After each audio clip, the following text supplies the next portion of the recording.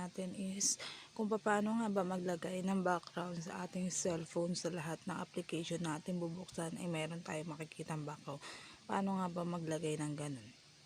So ngayon guys, pag-uusapan natin ito. Kung makikita nyo guys, ang aking background is plain lang siya. Ang meron lang ako is wallpaper, itong kay Vans. So try nga natin, buksan tayo ng messenger. Ayan, plain lang siya, 'di ba? Ang aking messenger. So, naka black background lang siya, and then tayo ng message, wala rin siya. And then punta tayo ng calcu. So, talagang halos lahat wala kang makikitang background. Sa kanya puro plain lang. So, parang ako may nakakaumay. So ngayon guys, tuturuan ko kayo guys sa tutorial na to paano nga ba maglagay ng background. Mas maganda to sa mga YouTuber para pag may mga GC kayo, hindi na kayo mahirapan maglagay ng watermark para pag nag-send kayo ng proof. So punta tayo sa my Play Store. Type lang natin Play Store sa taas. Para mas mabilis tayo mali spelling. Ayan. Ba't gan? Ayan na. So, ayan. So, itatype lang natin dito sa may itaas is designer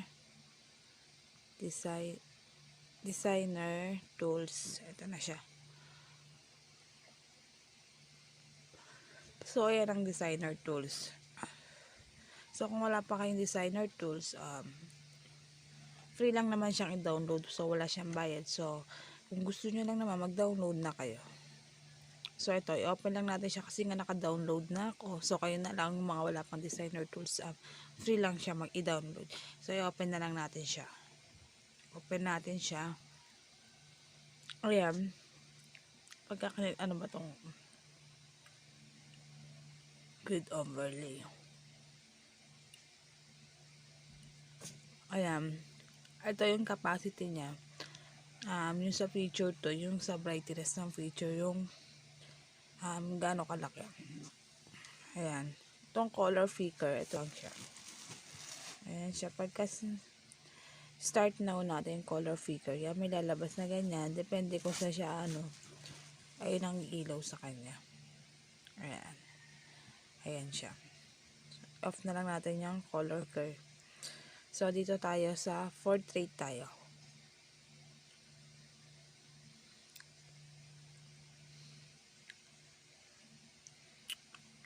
Off natin yung grid overlay. Ayun yung parang may mga square dahil nga meron tayong grid overlay. So, dito tayo sa map overlay. So, mamimili tayo ng feature dito na gagawin natin yung background. Wait lang ha. Siguro,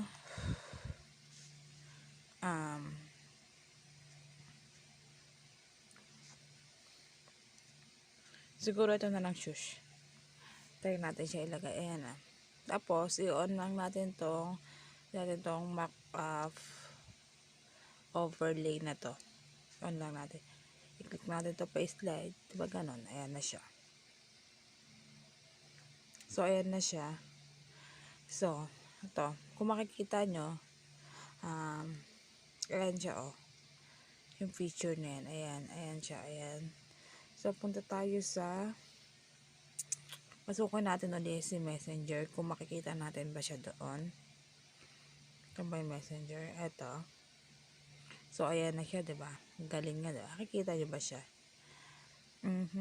Pasukin natin si itong calcu. So, ayan din siya.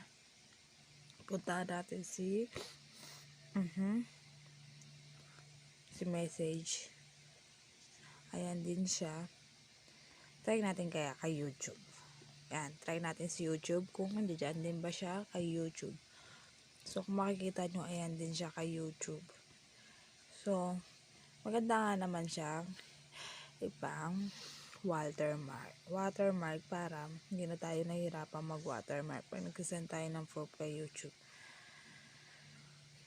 Ayan siya. So guys, Tapos na po ang ating tutorial. Kung may natutunan po kayo, please do like and share po and subscribe na rin po sa aking YouTube channel. Click mo na rin po yung notification bell para pag may bago akong video i-upload, lagi ka po updated po.